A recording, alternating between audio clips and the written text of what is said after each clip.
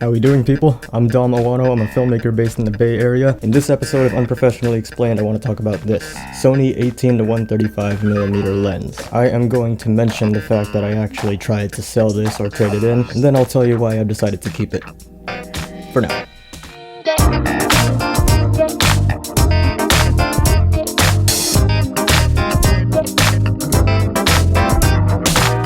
When you buy a camera, you typically have some options. You can buy the camera body by itself, or you can buy an additional optional kit lens. Oftentimes these kit lenses are the most hated things on the market. Typically if you see a kit lens mounted on someone's camera, that's the owner's first lens for that camera system, or they're a tourist, and a lot of times in either case, the owner of that camera will want to upgrade that lens as soon as possible. But then there's Sony. I don't know if you've gotten a chance to talk to a lot of Sony users, but all the Sony users that I talk to say that the Sony kit lenses are actually pretty okay. Let's say a Canon or a Nikon or a Fujifilm user will switch to Sony and they'll have to get a kit lens because that's their first Sony lens. They'll actually keep it and they'll actually keep on using it for a while instead of urgently rushing to upgrade to, let's say, the G Master series or something like that. Right now, I am one of those Sony users. I got the Sony A6400 and I bought the 18-135mm kit lens. So let's talk about this thing real quick. This is the Sony E18-135 F3.5-5.6 OSS lens. OSS stands for Optical Steady Shot. It is designed for Sony E-mount cameras. This is an APS-C crop sensor lens, which means it can be used for full-frame cameras, but you have to set it to crop sensor mode. It retails for about $600 according to Sony's website at the time of shooting this video, and it's got a focal range of 18mm to 135mm, which is a dream. You can do just about anything in that focal range. The maximum aperture is f3.5 at 18mm, and if you zoom all the way into 135, the maximum aperture is f5.6. Now, for those of you who are less familiar with aperture and other camera settings, your aperture is the iris of your lens. These blades in the lens, they open and they close, and that's your aperture.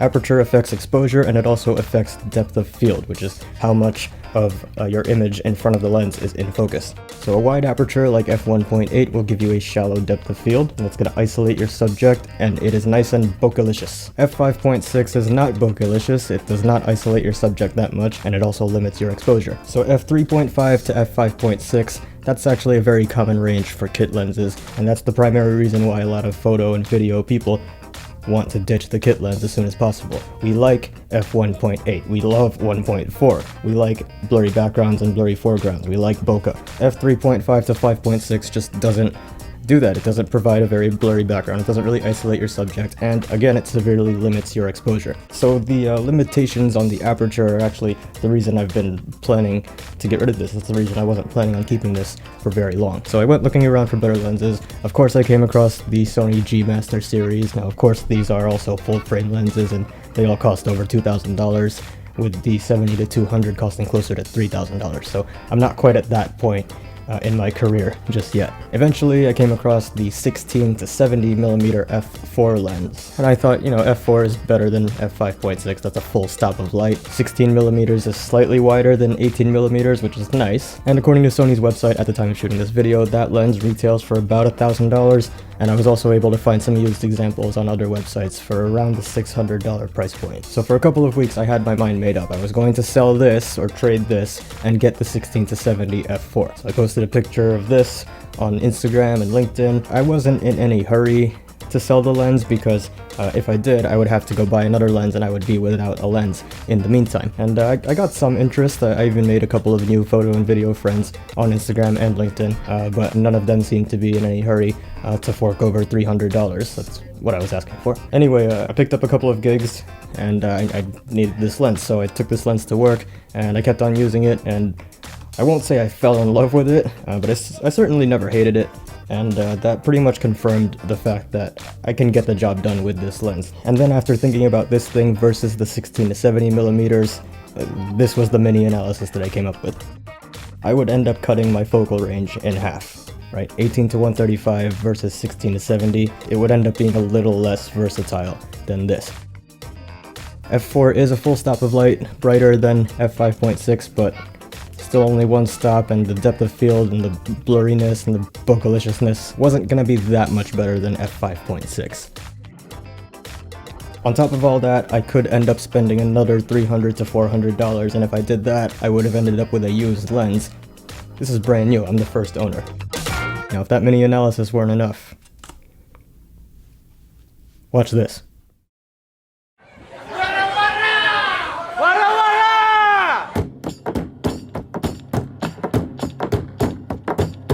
Winterland, tell me all your secrets. Fill me in on your wildest moments. Colored trees, your yellow leaves move me. Dancing roofs, your painted red shakes the room. When I get there, I'll let my feet roll. When I get there, I'll break in your arms, I'll lose control. When I get there, I'll know the answer. Let me know when I get closer.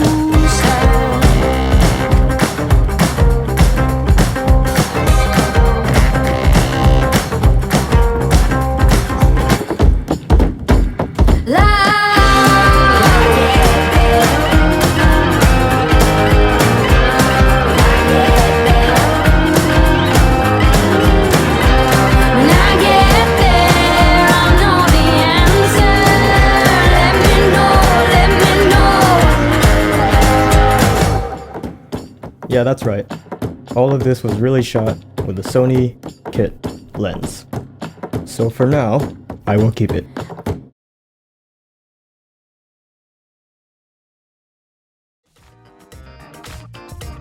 Hey, thanks for watching another episode of Unprofessionally Explained. Hope you enjoyed this video. If you did, hit that like button. Please feel free to leave your thoughts and feelings in the comments section below. And you're also welcome to subscribe to this channel. It's free to subscribe and all you have to do is hit that subscribe button. And of course, if you need any help with video, whether it's for marketing purposes or any purposes, send me an email, say hi. I'm Ouano, I'm a filmmaker based in the Bay Area. Thanks again for watching.